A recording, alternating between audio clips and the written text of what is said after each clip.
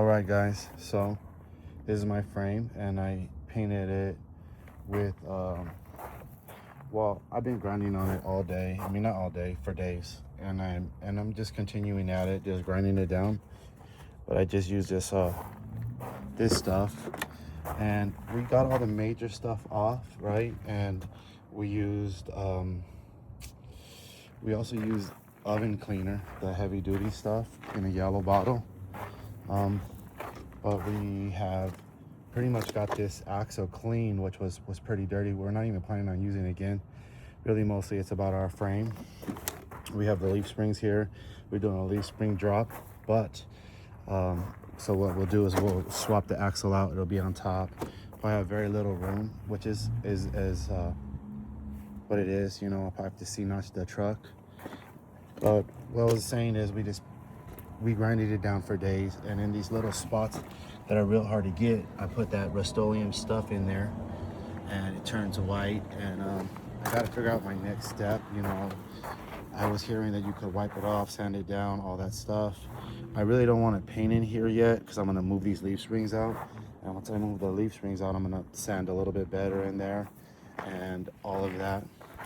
But some of these spots are real hard to get, and I sprayed it in there, and you know, it turned some of it black, turned some of it different colors, and just got to figure it out. What's going to come next is the power wash. Okay, maybe a power wash with some soap, and then I could paint it after I dry it really good, or maybe I sand it down a little bit more. But I do like how that stuff got in there in the hard to get spots in here and stuff. And you know, you're getting to that rust, you're treating that rust right there, any rust that's in there. And it even takes off the grit. Right here, I never really worked this, but I just put this rust remover on there. And I'm pretty sure after I hit it with the power wash, a lot of that's gonna come off. Power wash and Dawn soap and get it dry real good. And then I'll be able to paint it.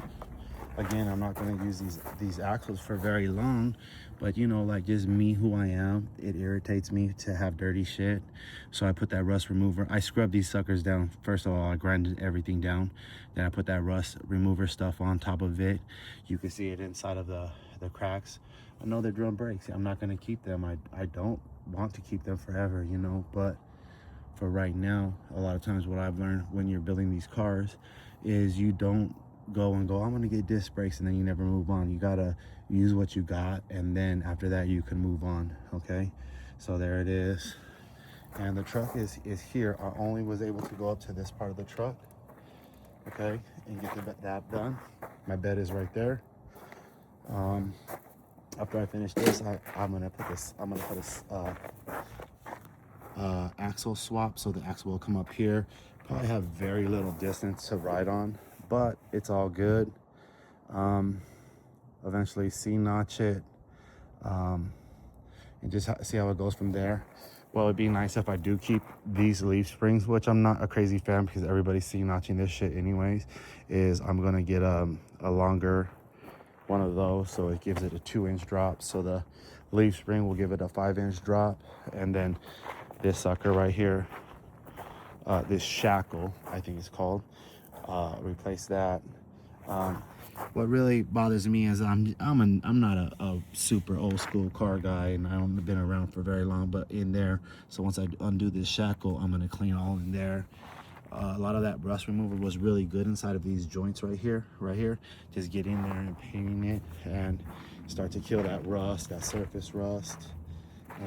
This is what me and my boys have been doing, and yeah, it's my project, one of my projects, and my homie's building my 6.4, and I'm building the C10. To me, it's just easier to deal with it in my head. Of the C10, it just seems more minimal to me.